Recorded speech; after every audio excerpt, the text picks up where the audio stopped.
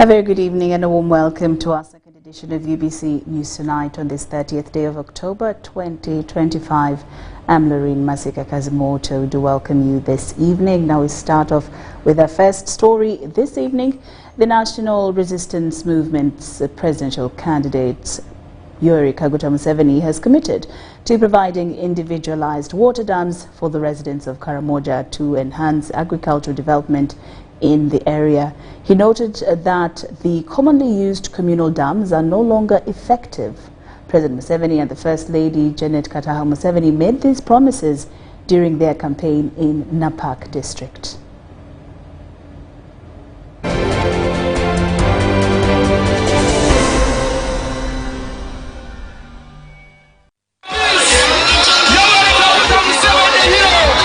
A multitude of supporters from the National Resistance Movement in Napak district gathered at Narakorio Playground in Matani Town Council to welcome their national chairman and the presidential candidate Yoweri Kaguta Museveni as he concluded his campaign in the Karamoja region.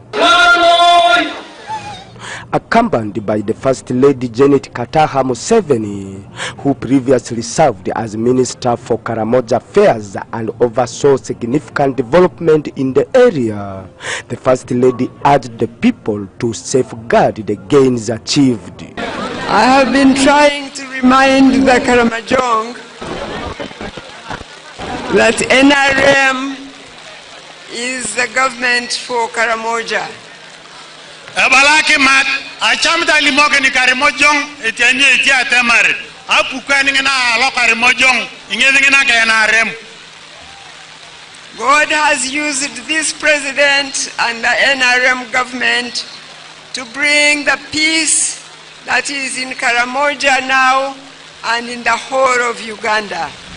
So all Ugandan adults have a responsibility to protect this peace and unity for the continuation of development of Uganda. Despite heavy rain, President Museveni highlighted his role in pacifying Karamoja, which has led to the region's transformation through roads, electricity, education and health facilities, urging residents of Napak to vote for continuity. I said, let them get the guns, bring the guns, we shall defend them against the Turkanas and those from Kenya and South Sudan. You have now seen the results. I want to thank everybody who was involved in supporting that disarmament. Therefore, here in Karamoja, you can check how much have we achieved of that economic infrastructure. The tarmac road is now here. The electricity is here. The telephones are here. The water, it is raining. I have the figures here in the file, but I don't want my file to be wet. So this is all part of physical infrastructure. But there's also social infrastructure, meaning the schools and the health centers. But the plan is for each parish to have a government primary school and for each sub-county to have a government secondary school and technical schools, at least one per district. That is the plan. What has been achieved is noted, but what is not yet done will be done. That's why we're asking for your support. He pledged to provide individual water dams to boost agriculture productivity, noting that communal dams are no longer sufficient. The dams are good.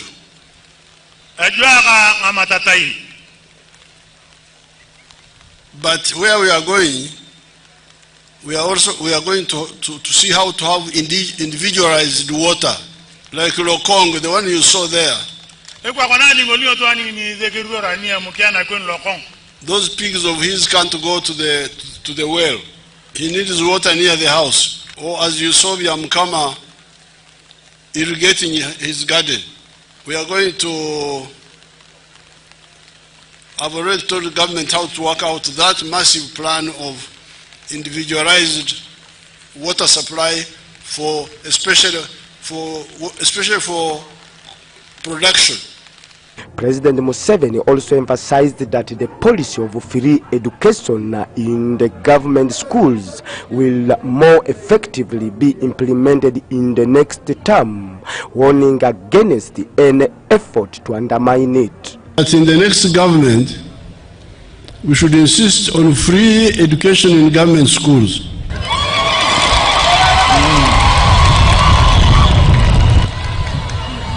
Because this money, the school charges are really murder against our children. Because you can see how easy it is to destroy the future of these young people like these ones here. But when I gave them a course of just 6 months, they become very productive people. District leaders acknowledged the ongoing developments in Napak, but appealed to the NRM candidate to consider dividing the district to create a new entity named Yiri Yiri District. They also requested a government hospital as the existing one is privately owned. And we have a population of 211,000 covered in Napak district, and therefore there is a need for us to have a separate district named as Iriri district. We request for the district government hospital. Currently Napak relies so much on Matany, which is a private hospital. Our lack of water for livestock and for crop farming, for production, it will be a lack in Karamoja. So we are excited that he has made that commitment. He has also made the commitment to maintain peace. He has also made the commitment towards free education. You heard when our people, you related when he said there will be free education for our students. Our students of secondary who are now unable to proceed with their education because of the prohibitive cost of an education. So we are excited about that.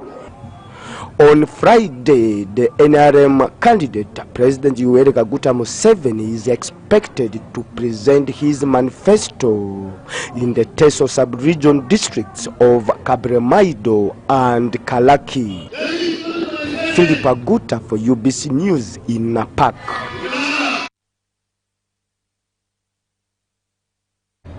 Thank you, Philip Aguta. Now from the cradle of the Nile to the plains of Teso, President Yoweri Museveni's campaign trail continues. But what does the NRM government bring to the table for Eastern Uganda?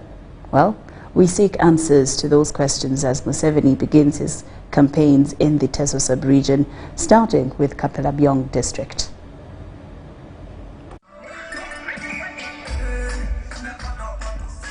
From the north to Karamoja and now in Teso sub-region, President Yoweri Museveni is now in Eastern Uganda. So what reasons should the people of Teso front for voting the ruling National Resistance Movement? We posed this question to a variety of leaders and the answers were readily available. Number one is peace and security. Where we are, the LRA entered up to here, this Kapelabyong, abducted our children from this part of the country, moved with them up to Central African Republic. Some of them have been recovered, some haven't. But as I speak today, there's peace and security in this part. So we want to thank the President for the battalion that he has put along the border, Kapelabyong border and the Karamoja region. That battalion has helped a great deal to contain the few now, because no more cattle rustling, but there were still some few cattle safe. So that is done. You know very well that we were not stable in Kapelabyong. We were running up and down because of our neighbors who could come and antagonize us. But today, as I can say, we are peaceful, we have security, we can do anything that we want. This is not all. The peace has come with more developments. Infrastructure development is one of them. Previously, we used to be under Amuria, and a district has become a critical planning unit in which we have been able to address critical areas of the district. We have seen tremendous improvements across all sectors in health, in education, in agriculture and security. The president has trusted people of Teso with the key leadership positions to work with him. So that's one of the reasons. It shows that NRM, the president, has embraced Teso and ready to work with Teso. These are reasons enough for people of Kapelebyong to vote NRM back. You can see that almost every sub-county has a health center, every sub-county has a secondary school. The road network is fairly good. The Moroto Soroti Road, the Soroti Lira Road, the Soroti Mbale Road is being worked. Where there is no peace, where there is no stability, you cannot expect anything to be done or any development. But now you realize that the people of the eastern region where we have now entered are also witnessing and giving testimony that the peace they are enjoying now is enabling them to progress. What now remains is fighting poverty. Poverty starts with you as an individual. You as an individual, we have always made it categorically clear that the Lord has given us talents. He has given you the legs, the arms, the eyes, the brain, and you can be able to walk and work. Why can't we work if we have been given an opportunity? The NRM message remains unchanged, protecting the gains. Henry Okrut, UBC. Forum for Democratic Change presidential candidate Nathan Nandala Mafabi has pledged to restore land allegedly grabbed by the Balalo in Acholi sub-region. During campaign rallies in the Koch Goma sub-county Nyoya district, Mafabi said taking another person's property violates Uganda's constitution. We have the details.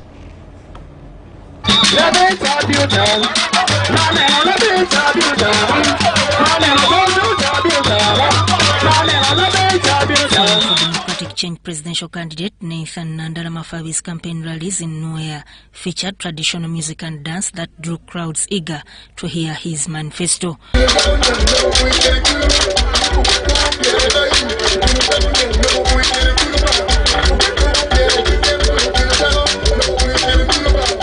Residents raised issues including insecurity, lack of transparency in mineral exploration, and continued land grabbing by the Balalo despite a 2023 presidential directive for their eviction. So the few that are still remaining are those ones whose crops are being kept by guns.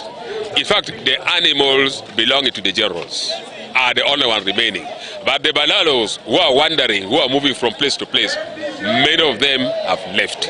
And I'm telling you, even this week, yesterday, about 100 of them were evicted from my district, Amoro.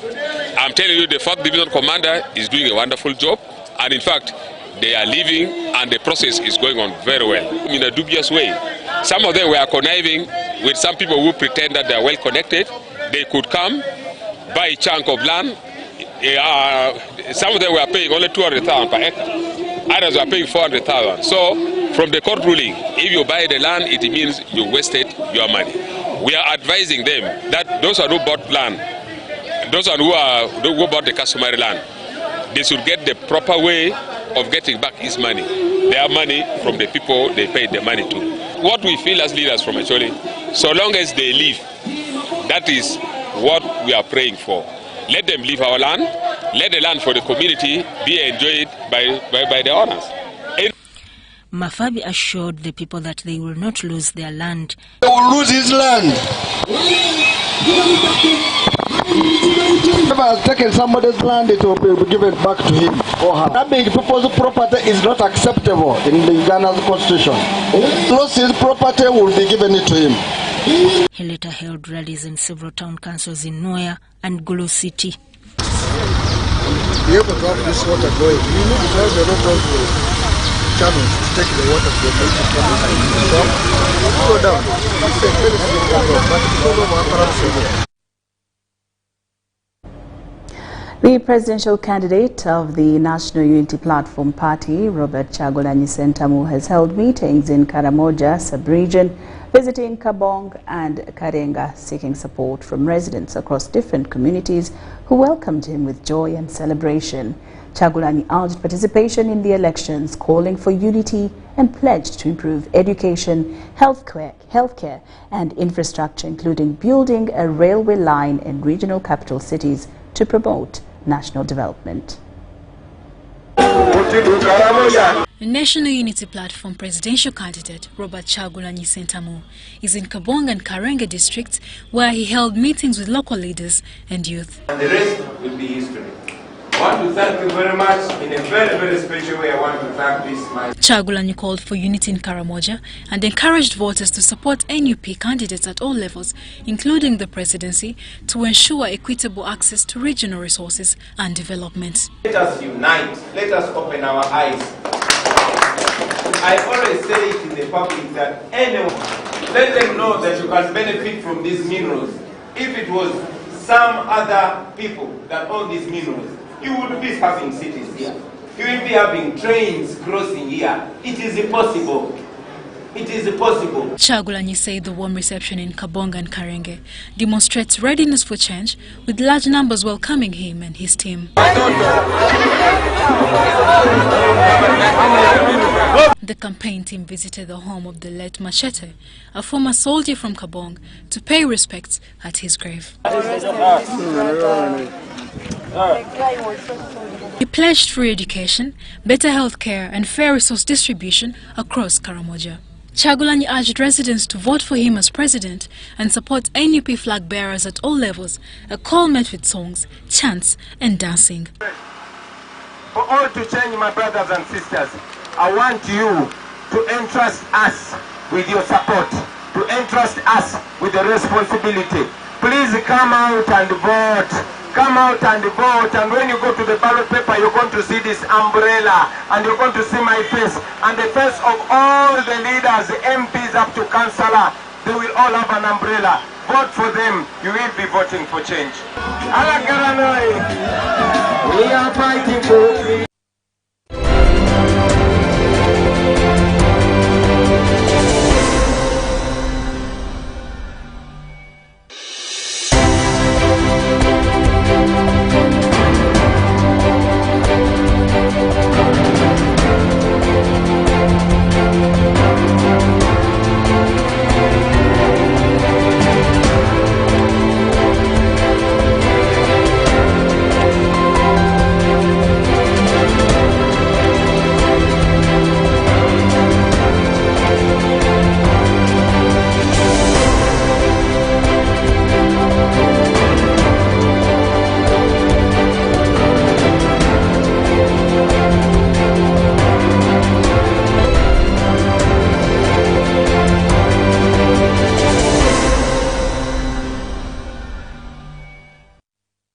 News tonight.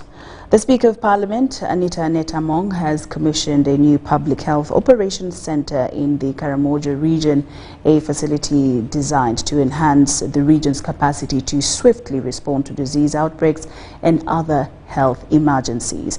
At the commissioning ceremony, Speaker Among emphasized government's commitment to prioritizing healthcare and reaffirmed her support to the Ministry of Health and its partners in ensuring every Ugandan has access to timely and quality public health services.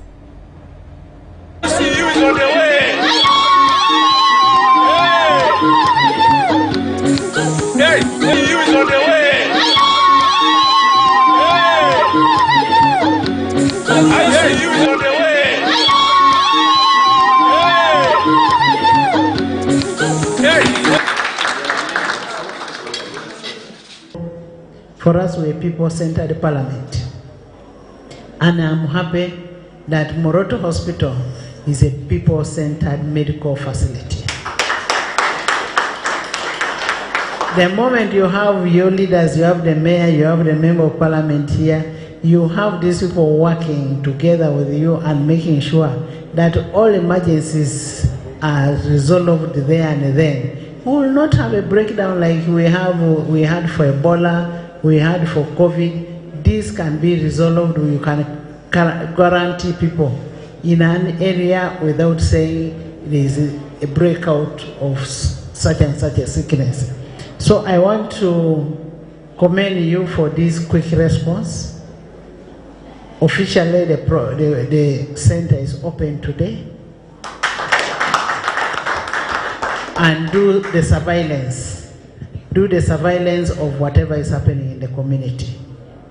You may not only do in Karamoja, but do in the whole region.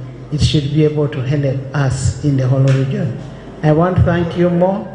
I will come back and see how the facility is performing. Today we are here on two activities. One is the Right Honorable Speaker to launch the Surveillance Operational Center here for the region. Two, she has also come here to launch our modern digital X-ray mobile van. Yeah, this mobile van, the mobile TB van, is going to help the hospital and the people around, the community, the patients of TB in quickly diagnosing, testing patients who are suffering from TB and quickly putting them on treatment and ensuring they cure from TB. However, there is still a lot to be done, and that's why we still need His Excellency President Yoweri Kaguta Museveni to take us forward. One of the issues that is not yet addressed in this referral hospital is the mortuary. The modern mortuary in Moroto Referral Hospital. We don't have. We have a mortuary that was constructed in 19... The Resistance Movement Diaspora League has officially endorsed President Yoweri Museveni ahead of the upcoming elections, describing his leadership as a pillar of stability and progress for both Uganda and the East African region. During a recent meeting of NRM chapters abroad, the Diaspora League expressed confidence in President Museveni's ability to maintain peace, foster economic growth, and strengthen Uganda's global partnerships. The NRM Diaspora League chairpersons noted that President Museveni's leadership continues to inspire Ugandans living overseas to contribute to national development through remittances and investment initiatives. Been expanded.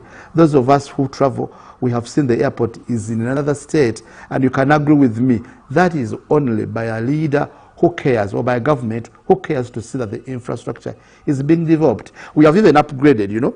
We are increasing the airport from 1 to 2. We had one international airport. We have another in Hoima, and the others are developing. The airstrips, we are growing from 5 to 13. The next achievement that the NRM has achieved is the socio-economic transformation. Now, these were one of the pillars in 1986.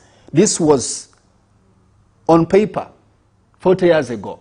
But now we are living the dream. Kampala was a place you could not live in. And I'm sure some of us who have been in the diaspora, many, went out of this country and have stayed there. And probably still think the way they ran out at that time, Uganda is still the same way. No. Uganda is beautiful. We have peace. We can do many things. And that's why even we can go on social media, on TV and wherever, and ask for investors to come here. They emphasize that under Museveni's leadership, Uganda has remained a cornerstone of regional stability and a key player in East African integration. President Museveni formed a formidable force, a qualitative army that is defined by extraordinary discipline, fine professionalism, and exemplary service to the country, to the nation Uganda, and beyond, including peacekeeping missions in the region to ensure regional stability. Representatives from neighboring countries, including Tanzania, commended Uganda's role in promoting unity and cross-border cooperation. Somalia has just gotten on board. Rwanda, Burundi, Kenya, and different countries are actually appreciating By the way, it's on record. East African regional bloc is one of the strongest bloc in Africa. I stand to be corrected. It's because of His Excellency, the President of Uganda, his leadership and his passion.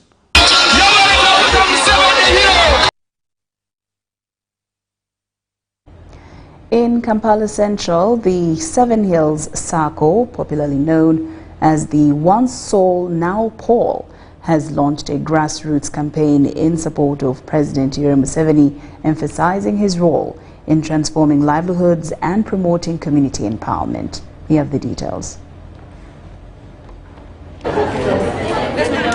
Once a group of social outcasts, the Seven Hills Kampala Central Circle has rebranded itself as a movement of change under the slogan, The One Soul, Now Paul. Seven chatukoledde kirungi nnyo nga bavubuka be tufunyize emirimu tuli muno tweyagala polampola nakasala kaffe batuwa ku biseera. Members have started door-to-door mobilization, encouraging residents to rally behind President Museveni's leadership for continued development. Banabe bufuzi bangi naye nga bulwe bugwa nga tebatulabawo naye muzeeyi yatukumaakuma ngafa abali ba Sawulo katwafuka ba Pawulo ntwava mu mbeera embi ne tukyusa obulamu yensonga kituga abali ba Sawulo katwafuka ba Pawulo. Members praised the president's economic policies, citing visible improvements in small businesses and welfare programs that have uplifted communities in Kampala Central. As part of their campaign, the circle leadership pledged to continue sensitizing urban youth on the importance of steady progress through consistent leadership. The Patriotic League of Uganda has launched Tuko Pamoja, a campaign drive in Bunyangabo district aimed at mobilizing support for President Museveni and NRM flag bearers. The initiative also focuses on reconciliation between NRM flag bearers and those who did not succeed in the recent primary elections. League of Uganda have launched Tuko Pamoja to increase mobilization for President Museveni and NRM candidates in the Bunyangabo district. Henry Mtegechi Basaliza, Toro Region PLU coordinator, said the campaign targets massive support for NRM candidates, aiming for 80% victory for President Museveni and others. So we are here to look for that 80% and also to make sure all the NRM flag bearers go through. Bunyangabo PLU coordinator Dennis Kwasibwe urged members to leave differences behind and focus on NRM mobilization. Our flag bearers in our NRM party, we reconcile them. They should reconcile. They should reconsider. Kuja muno baraba tunye contradictions mwire wa campaign at the level of primaries. Tugaruka n'abantu bekemwe. NRM candidates welcomed the engagements, noting the need to educate electorates on distinctions between NRM and PLU during campaigns.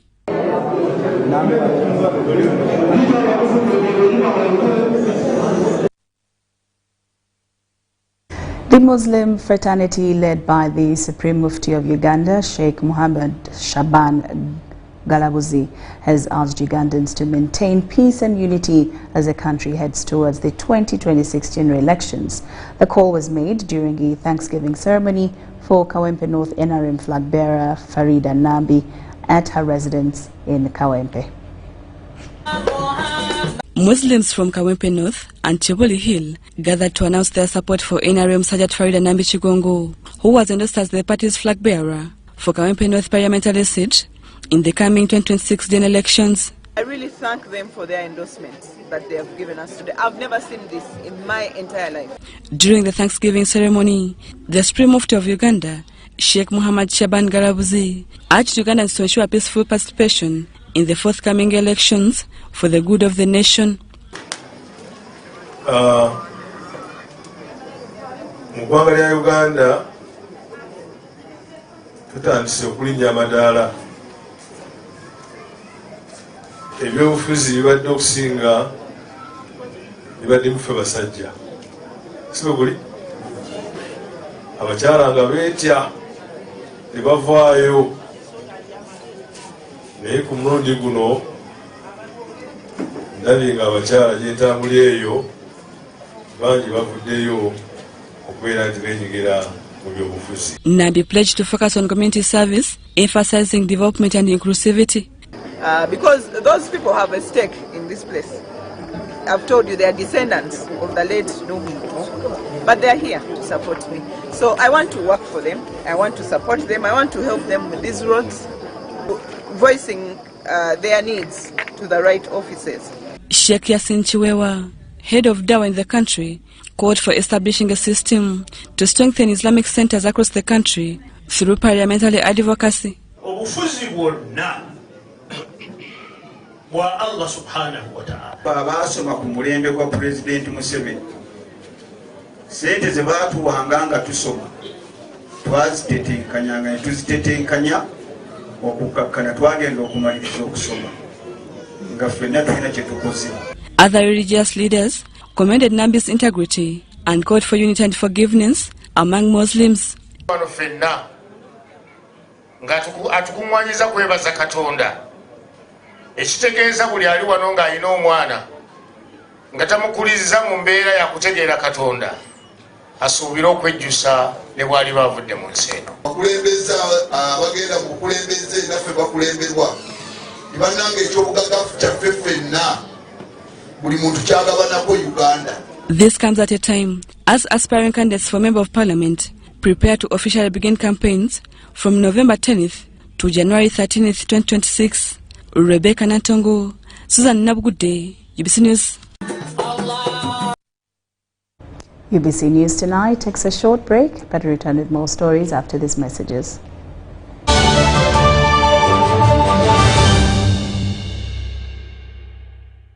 Ugandans, the unstoppable internet deal of deals is here with MTN Wakanet Fiber. Connect your home with our starter pack of 100 Mbps at only 99k. And if you want more speed for less, we've got you. Get the 200 Mbps at only 129k. And the fastest one yet? Enjoy up to 500 Mbps at only 250k. To sign up, use the My MTN app or dial *100 *23#. Offer is valid till the 30th of November for both new and existing subscribers. Together, our connection is unstoppable.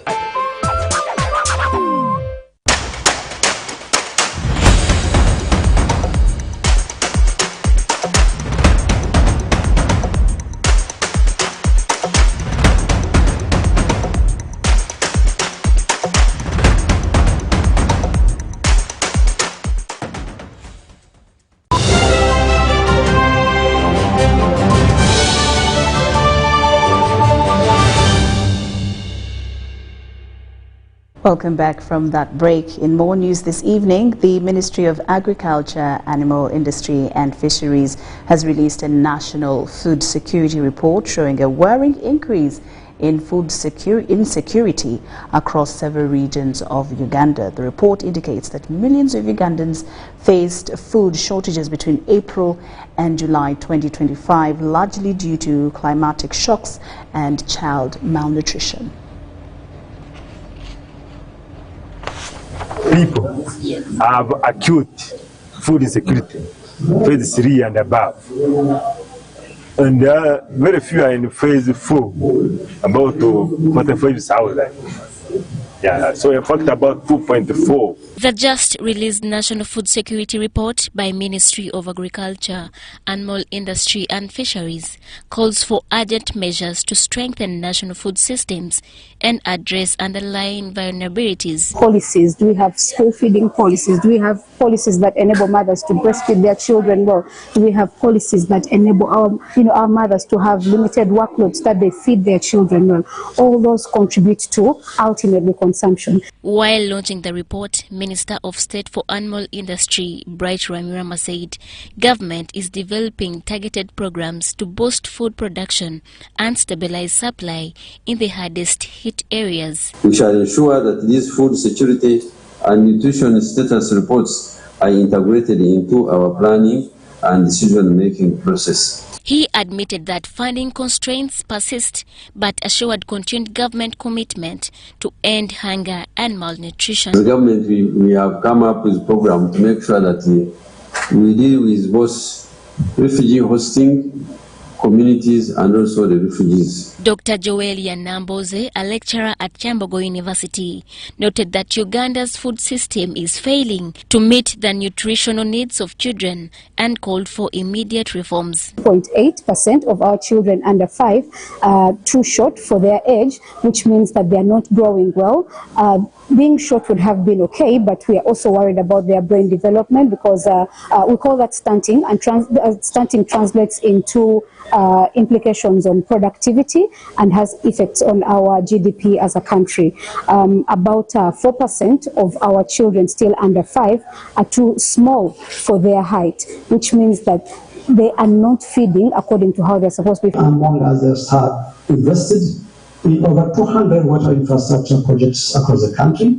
We introduced multi-stress tolerant crop varieties. Alex Bambona, Assistant Commissioner for Food and Nutrition Security at Mayif, said climatic shocks remain the leading cause of food insecurity. We have some gaps in taming nature, because some of those few issues, like especially drought. Drought is a key question here, and not drought, not really drought. It's dry spells, which farmers can't manage to cope with. Irene Faith Nantongo, UBC News. Secretary of the Ministry of Local Government, Mr. Ben Kumumanya, has called upon local government workers to uphold integrity and professionalism in managing a public service. He commended good practices such as Masaka District's inclusion of a disclaimer on job adverts stating that jobs are not for sale and that soliciting money is illegal. Ministry of Local Government has engaged chairpersons of district service commissions and the district human resource officers to discuss recruitment issues at the local level. Yes, the challenge we have, I noticed to tell you, is there are issues of bureaucracy. We have no commission. We submitted the commission is not coming out, and also things are going down. The pension scheme we shall discuss in January, because we are inviting you. You are part of this entire process. We will make sure you understand, and then we empower you to go and cascade it.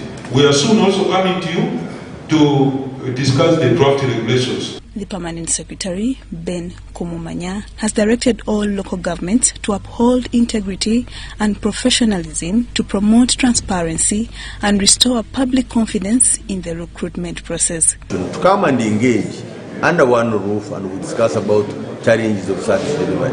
One of the biggest challenges which we have been having is the issue of corruption in the recruitment process. So we come to discuss with them and pass on an instruction which I issued. He warned against bribery and manipulation, emphasizing that public officers serve in trust for the people of Uganda.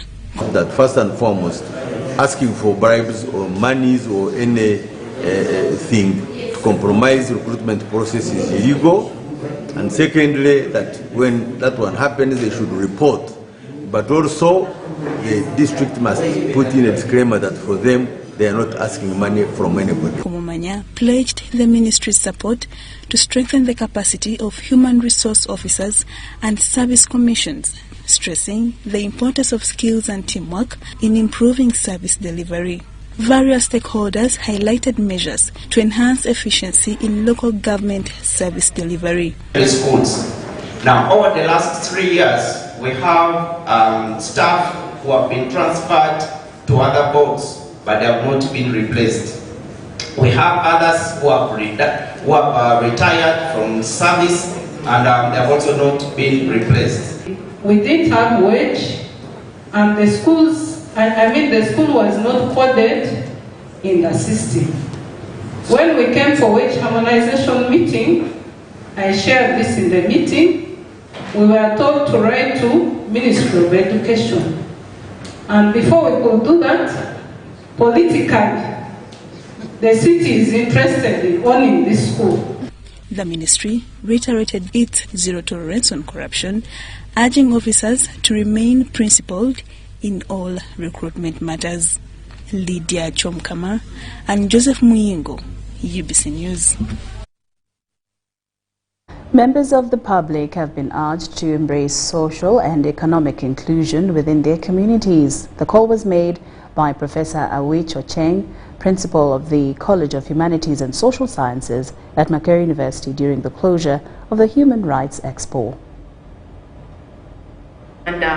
Through the 1995 Constitution of Uganda, provides and safeguards for cultural rights, where each of us have a sense of belonging and we have the opportunity to enjoy, practice, maintain and promote the principal culture. of the College of Humanities and Social Sciences at Makerere University, Professor Awicho Cheng, has urged the public to embrace social inclusion regardless of religion, culture or disability. Civil and political rights are important for our participation in governance, and economic, social and cultural rights are important in our livelihoods.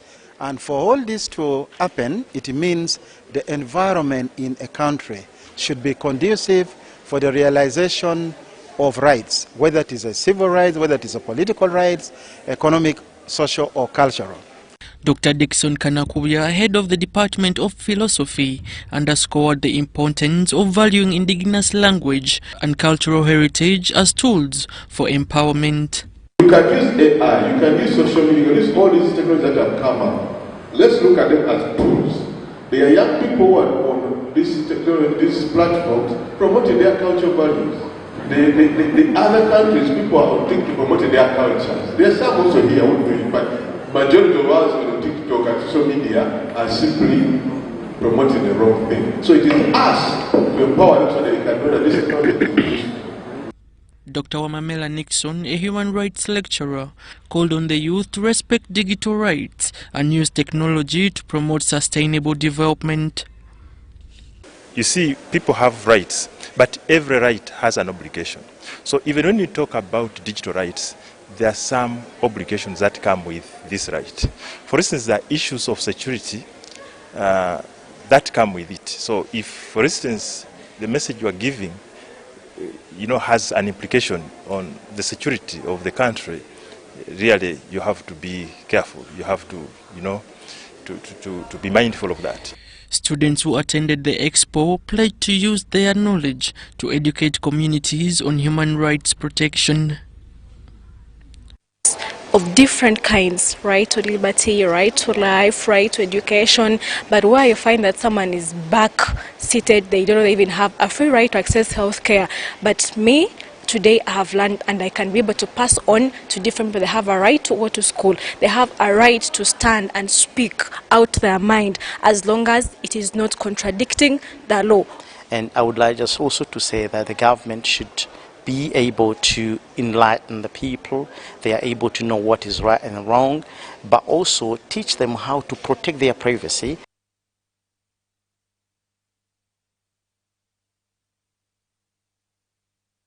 Ugandans have been assured of peaceful elections as the country prepares for the 2026 general polls. This was during the launch of the 4th Annual Governance and Security Program Report for financial year 2024-2025, which highlights achievements in maintaining peace and stability. Security agencies have presented a report showing increased public confidence and improved rankings in the Global Peace Index. We've been able to reduce crime rate for 100,000 persons from 667 to now 476. And we have more or less eliminated armed organized criminal groups. We believe that as we move along, we'll fast track enrollment in the national service, transforming the patriotic clubs that we have into a national service framework. The report notes enhanced emergency response, better community vigilance, and reduced remand rates from 52.2% to 47.3% over 5 years. In 2021-2022, backlog stood at 30%. Currently, 2024-2025 is at 26%. We have been able to reduce reoffending, the number of inmates that are in prison having reoffended from 17% to now 13.4%. Despite a 9.7 trillion shillings budget covering over 30 agencies, corruption remains a major governance challenge. Government is in the phase of further strengthening the anti-corruption enforcement.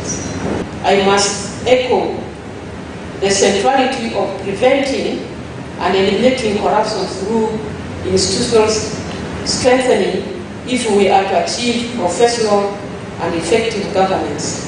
State Minister for Veteran Affairs, Huda Olelu, assured Ugandans a peaceful, free and fair elections before, during and after 2026. Our pursuit is for an effective government that ensures security of persons and property.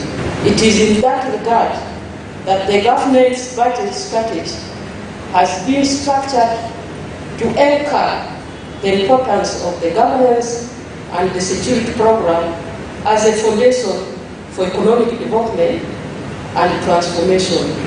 Permanent Secretary in the Office of the President, Haji Yunus Kakande, emphasized collective responsibility in maintaining peace and security. And every individual's dedication has incrementally enabled us to achieve great heights, which culminates in today's annual review. We should dedicate ourselves to our commitment of sustainable industrialization for inclusive growth, employment, wealth creation for Ugandans. We should focus on maintaining peace and security, especially during the upcoming general elections. Another upcoming National Development Plan for 2025-2026 to 2029 focus will be on transparency, accountability, crime reduction, and strengthening democratic institutions. Deborah Nemamode, Viola Nansubuga, UBC News. Equity Bank Uganda has partnered with Water.org and machinery suppliers to support contractors involved in water infrastructure development. The partnership was unveiled during the launch of the Water and Sanitation Financing Program, which the bank is piloting. The collaboration of Equity Bank and Water.org Machinery Company intends to facilitate water production contractors access required machinery at affordable prices. What Equity Bank will be doing is to work with the different players in the sector, MSMEs, contractors, so that we can contribute towards scaling the water and sanitation space. The Water and Sanitation Financing Program comes as a push to ensure financial capital access to investors. We are doing access to toilet facilities and all the facilities that will help improve the access within our communities that we operate in. Water.org has committed to extending services to contractors and investors to increase the availability of essential spare parts for the reconditioning of aging water infrastructure. Making sure money flows into the water and sanitation segment. So, for example, if we need to see more toilets built in homes, schools, and health facilities, these toilets will only be built if there is enough financing.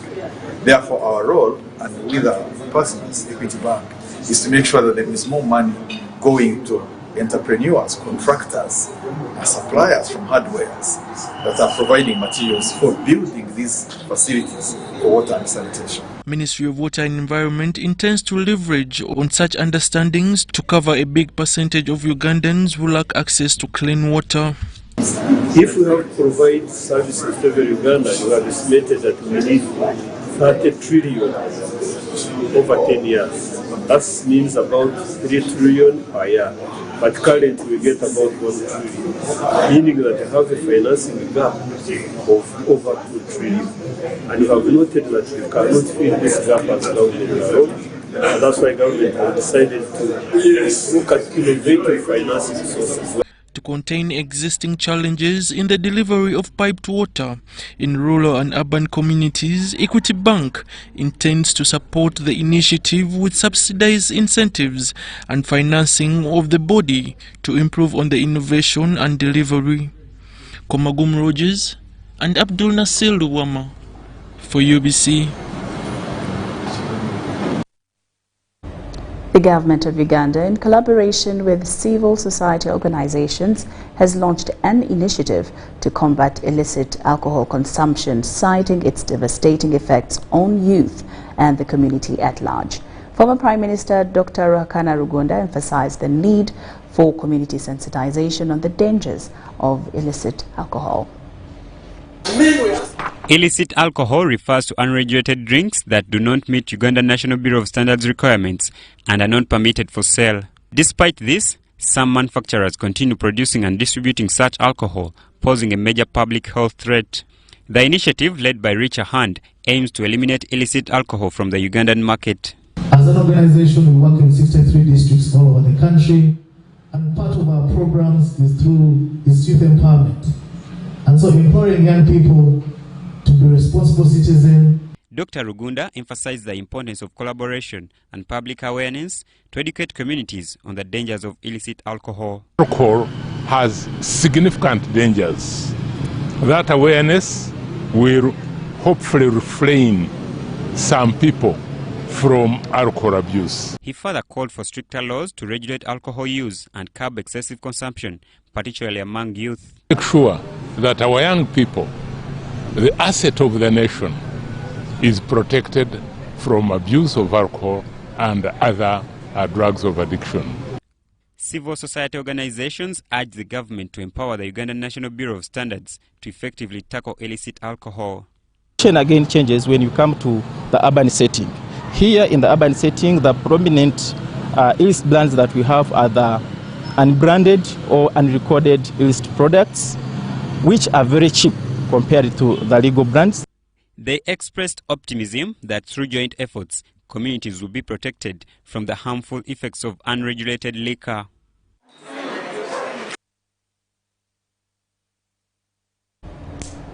Right, in more stories this evening, researchers across Africa have been urged to embrace emerging technologies to avoid innovation and create knowledge. During the 17th International Operations Research Society of Eastern Africa Conference, scholars shared ideas on how research can drive development across the continent. Researchers from across Africa have gathered for a two-day conference to discuss how emerging technologies can enhance research. Presiding over the opening, Makerere University Vice-Chancellor Professor Barnabas Nawangwe urged universities to invest more in research and promote the development of products informed by scientific findings. The whole of Africa produces only 3% of research of knowledge in the world. Our population is 15% of the world population, but we are producing only 3%. No wonder that even our development is at that level. The more research we do, the more we will be able to create products and sell products to other people. And that's how we will be able to improve our economies and get out of poverty. He emphasized the importance of involving farmers in research processes to help improve agricultural productivity. To be much more involved in research, but more importantly to work with our farmers, to work with the business, to work with industry, because a lot of our farmers, they may have good intentions, but they don't know how to organize their work.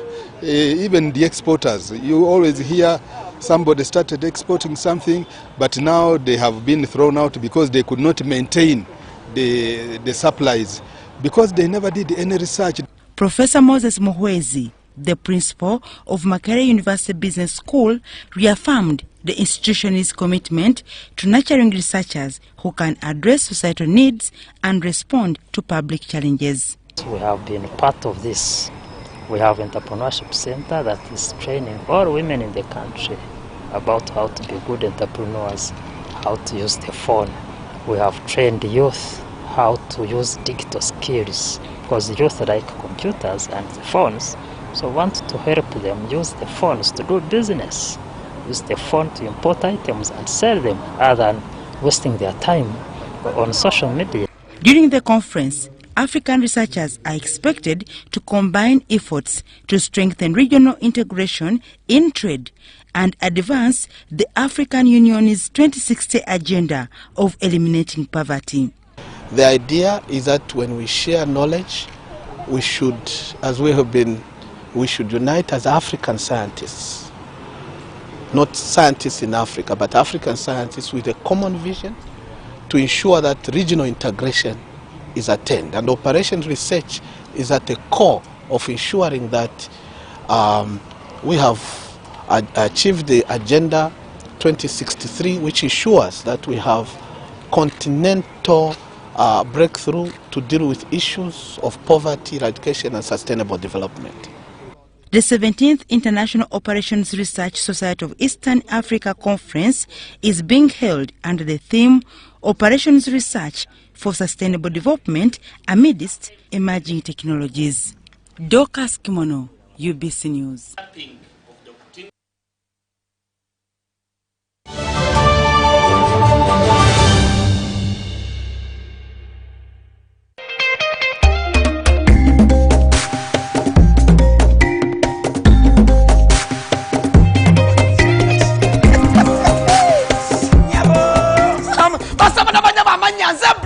Muzikuramu kumandiga na teranga nyingiro ne banafa ba MTN wanji MTN walala MTN gambachi to get the power to win njagalo funeli yanyi nyo funeli yanyi okuwangula ogenda kuwangula ota ngenda kubanga babukade 10 buli wiki wanji ngenda kubanga kwasa obukade 10 buli wiki kusimu yeye nyingine chabonka chimuchoka line ya MTN banabeka buli ogenda okusasula ekintu kyonna ogenda okusasula ndakwese momo obulira buli ogenda okusasula ngwena kyosasula kyonna kozesa momo ozo konga ngenda kwewola kasente kozesa momo wanje ogenda ku investinga kozesa momo abwe mteli we jamani ne kwa bukade 10 buli wiki wala kastejo bimala bwe pa wentandika ngamba kyekiriwo wanje ne kwata ku masimu ngamba halo walirudawa tenze tirinyi halo walirudawa zende guru halo walirudawa ndi mutukula halo oliwa ndi mwanange ndi wano mu office ntudde nyiga ma computer ne nkuta awa namwe kasana benesi okubelanga mwana wote koze bitu no amanga epeyinze ebolowinze investinze ngekozesa momo. Remember to dial star 165#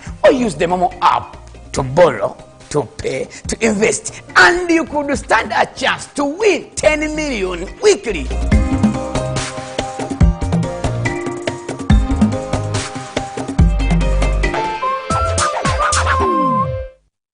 This is our home, our land, our Uganda. From the rolling hills to the busy streets, from the farmers in the fields to the students in classrooms, we are one people.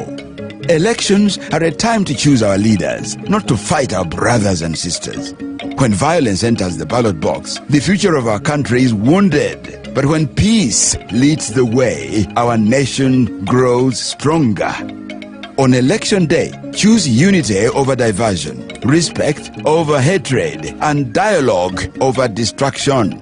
Love your country, protect your fellow citizens, stand for peace, and say no to electoral violence. This message is brought to you by the Global Election Observation Mission, GEOM, in partnership with the Uganda Electoral Commission. Informed citizens, strong nation.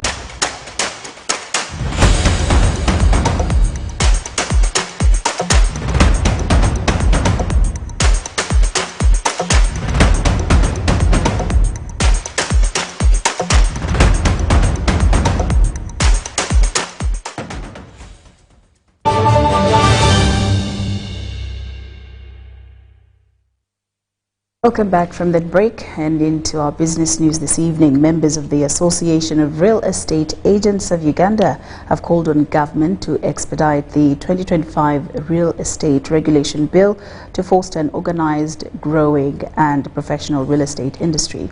The call was made during the media launch of the forthcoming 14th International Real Estate Investment Conference, scheduled for December 4th and 5th this year at the Private Sector Foundation of Uganda headquarters. We are expecting that by 2050, almost half the population will be living in cities, the population of Uganda, by 2050. That is the projection. And that means that there is a great opportunity for investment in the real estate sector. When you look at the rate of the urbanization, the growth, like we have said, and then... We still appeal to government to expedite the regulation of the sector by fast-tracking the real estate bill, because a regulated sector is a profitable sector, is an attractive sector. And in this conference, we have the theme as boundless ambitions in the real estate sector. So together, we as area propose that all the developers shall change the skyline of Kampala, like the other developed city of Africa, like Nairobi, Johannesburg and all. We want to come in that line. I'd like to leverage the expertise that area has to showcase some of our properties, the new properties which we have come up with. We intend to change the skyline of Uganda, as Mr. Thakkar has already pointed out. And we look forward to this conference and expose our products there. The company is mainly it's doing data analysis in real estate, and we are trying to address the issues of affordability and mortgage. We encourage the public and all stakeholders to participate in this conference. Health advocates and policymakers have renewed calls for a stronger, well-structured tobacco taxation policy to reduce consumption and protect public health. During a meeting on tobacco taxation, participants emphasized evidence-based advocacy, enforcement and periodic tax reviews to reduce affordability. Research shows that increasing taxes significantly reduces tobacco use, particularly among young people. Tobacco is a public health threat that all Ugandans should know about the health risks of tobacco. 2, it's important to create awareness in the public domains, and the media plays a key role in creating that awareness on the dangers of smoking tobacco. 3 is regulation. Legal and regulatory frameworks, including bylaws, ordinances, and acts of parliament, are very, very important. 4 is enforcement. There are still so many people who smoke publicly in spite of the fact that the effects of tobacco can be felt by people who don't smoke. So we need to enforce the laws, and finally we need to also ensure those who don't listen should be discouraged from consuming more tobacco by taxing.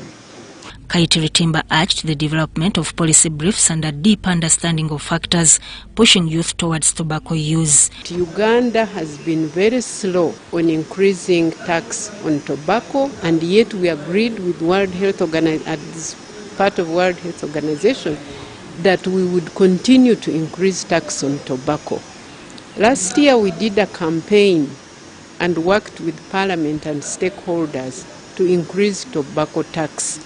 But the increase was 10%. We had asked for 100%. Because Uganda for the last 8 years had not increased tax on tobacco. So our proposal was supposed to take care of the years we have lost, but also to ensure that the increase can reduce consumption. She emphasized collaboration with the Trade Minister to combat illicit tobacco trade and ensure tax revenues strengthen the health sector. We have not made any progress. So now we are asking stakeholders to work together to urge government to increase the tax to the 100% that we had requested. Dr. George Didibora called for continued research and evidence-driven policy updates in tobacco control. We are achieving 2 things with the tax. The first thing we are achieving is to discourage people from consuming tobacco. The second thing we're achieving is to generate revenue for the government to be able to plow in the health sector, education sector, road, energy, and so on. The meeting also proposed aligning tobacco taxes with alcohol taxation models and limiting global tobacco industry influence. Sudat Kaye, UBC News. Centenary Bank has hosted its first ever Women Enterprise Conference, an annual platform dedicated to empowering women entrepreneurs for sustainable business growth. Held under the theme Empowering Women Entrepreneurs for Sustainable Business Growth, the conference attracted women from diverse sectors. conducted its first ever Women Enterprise Conference, bringing together women entrepreneurs to connect, network and share experiences on building sustainable enterprises. Our interest is to ensure that as we give services to people, in this case the women, we must ensure that there is impact. We must ensure that they are successful in their businesses. Thus, the need to occasionally get together in a conference like this one to reflect on how we need to do things better. We've invited a number of resourceful people that are sharing experiences, that are teaching the women how to do their business and how to continue improving on it. And we're happy and we look forward to doing this on a regular basis. Bank officials say the initiative is part of Centenary's broader effort to promote women's economic inclusion through mentorship, financial literacy and access to affordable credit. One of the key tenets of our financial inclusion initiatives is sustainability. We believe there is no way we will do business in a non-sustainable manner. That's why we focus on, we give loans, for example, which ensure that the environment is protected. We have been able to look at the challenges that women are facing, and we are looking at how we are improving the program. Participants were urged to embrace innovation, proper financial management and digital solutions to thrive in a competitive market. So where people lack the entrepreneurial knowledge to help them prosper. Centenary Bank is a key partner under GROW, and we want to appreciate them.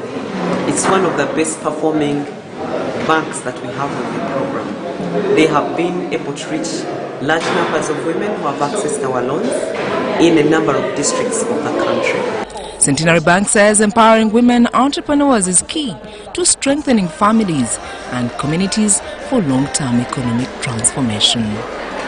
Sandra Kahunde, Prosi Chontawire, UBC News. Uganda has unveiled Easy Flow, an instant float solution developed in partnership with Finca Uganda. The innovation enables Airtel money agents to access electronic float instantly, reducing downtime and enhancing service delivery nationwide.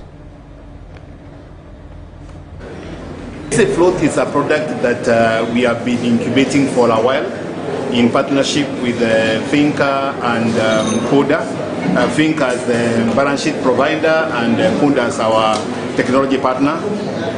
The Easy Float is going to be very, very useful to the customers because many of us who have visited an agent at some point and they tell you we do not have sufficient float, the agent now will be able to offer the service by just overdrawing the account.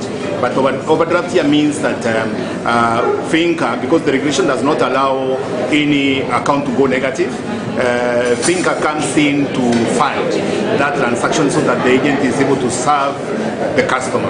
By the Easy Float product, an agent is able to complete a transaction if they don't have money on their wallet. And so we are able to then complete that transaction on behalf of the agent and solve the challenges that our consumers have. Many times we go there to load money into our wallet so that we can facilitate a transaction. You want money for transport, you want to send money to someone who is in hospital and needs to be taken care of, but the agent has no float. So the Easy Float is actually solving a critical challenge that society faces in the mobile money ecosystem.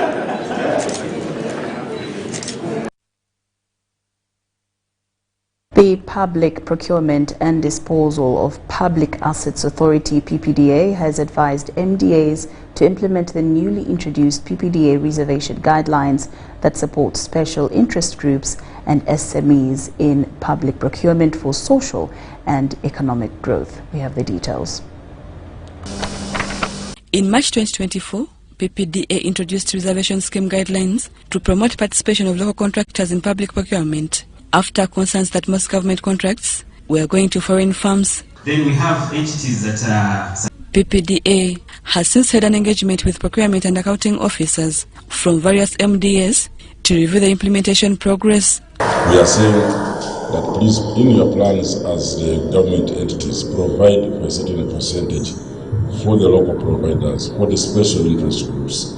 So we have come here to highlight those that have planned. Ronald Tumuhire, manager for local content at PPDA, said local procurement has benefited women, youth, people with disabilities, and small enterprises. We saw that last year, out of 32 trillion that was spent through public procurement, a percentage of it, about 4.7% of that money went to women, youth, and persons with disabilities that have positioned themselves and have something to offer in terms of what government buys. And we want to see that every Ugandan that has something that government buys gets money from government. However, some local contractors still supply imported materials despite given opportunities. Ideally, 95% of the products that are supplied are not made here. What are we talking about when we are talking about local providers? What is it exactly? Because most of the providers that our suppliers in the Ministry of Defense are local people. Very few are foreign companies. So I don't know whether this local content is only to promote people are bad love or to promote use of our people, our skills that are in the country. PPDA emphasized the need for mindset change and continuous sensitization for both suppliers and MDAs to enhance local service delivery. So we are still having that battle of changing the government entities to think the way we are proposing in our guidelines, but also make our people realize there is an opportunity. Plan for it. Opportunity is grabbed by those who are ready. I think we have also harassed your planner about capacity building, not just with this local content growth and special interest groups. We're saying, where does it start and when does it end? Can't we attach these associations to mature businesses for hand-holding and mentoring? As for the first quarter of the financial 2025-2026, inclusion of local content in procurement stands at 28% for small enterprises and 1% for special interest groups, with prospects for growth. Rebecca Natongo, Stephen Kalisha, UBC News. The International Labour Organization has reaffirmed its commitment to promoting safe and well-managed labour migration in Uganda and across the Eastern Horn of Africa. The UK-funded initiative covers Uganda, Kenya, Tanzania, Ethiopia, Djibouti, Somalia and South Sudan. The Safe and Well-Managed Labour Migration Programme focuses on improving migration data, enhancing skills for migrant and return workers, and strengthening collaboration with employers and workers' organizations. Ida Awal, Chief Technical Advisor for the Better Regional Migration Management Programme, said the International Labour Organization is working with Uganda's Ministry of Gender, Labour and Social Development and the Uganda Bureau of Statistics to build reliable labour market information systems that will inform better policy and youth employment planning. So that up-to-date data is available to support program development, policy development, as well as for the youth themselves to access employment opportunities. The other component we work on, as I said, is skills. In this regard, we work a lot on reintegrating return migrant workers. Here in Kampala, metropolitan area, we are working on reintegrating return migrant workers in that regard, including in other countries, of course, in Ethiopia and Kenya as well, in terms of reintegrating them into the labor market. In this regard, we provide skills training, entrepreneurship training, as well as facilitate access to finance, working with financial institutions, so that for those who's looking to establish enterprises, so that they can engage in enterprise development. We provide, of course, BDS mentoring support as well, working with the different partners in the different countries. The program also supports reintegration of returned migrants through training, entrepreneurship and access to finance. We have been promoting the ratification of international labour standard in a number of countries such as South Sudan, Tanzania, Kenya and others, Djibouti as well. We have been also working on policy development. We have recently supported the government of Somalia as well as the government of South Sudan in the development of the labour migration policy. which has been adapted in Somalia and waiting for adaptation in South Sudan. Awal emphasized the role of the media in raising awareness against irregular migration and urged Ugandans seeking employment abroad to use only licensed recruitment agencies. People want to migrate, it's a choice. It have to be a choice to start with, not a necessity. But even then, it have to be based on reliable and informed decision.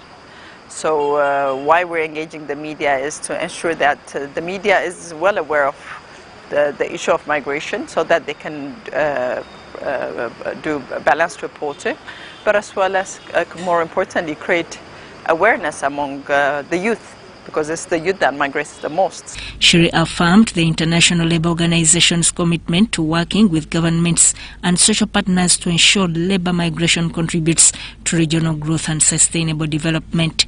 Sudat Kaye, UBC News.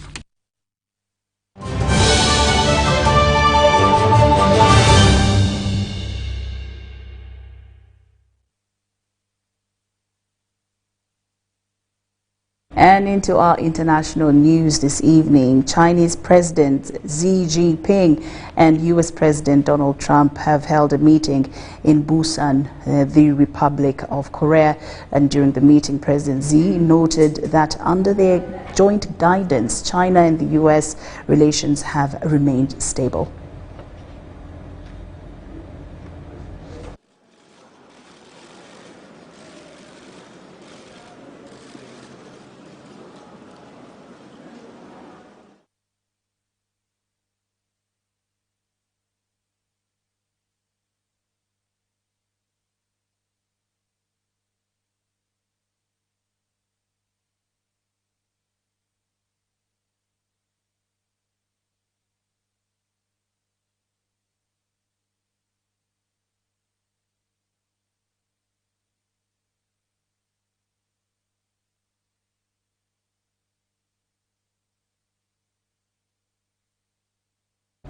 And with that, UBC News Tonight has come to an end. Thank you so much for your company this evening. I'm Lauryn Masika Kazimoto. On behalf of the team working tirelessly behind the scenes, we wish you a good night.